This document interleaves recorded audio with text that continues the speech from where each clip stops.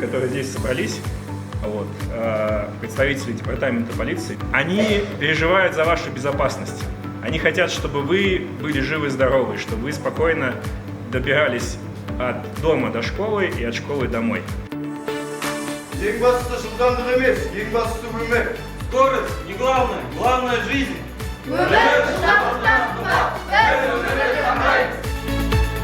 Сегодня в 102-й школе мы провели занятия с участием 4-х и 5-х классов.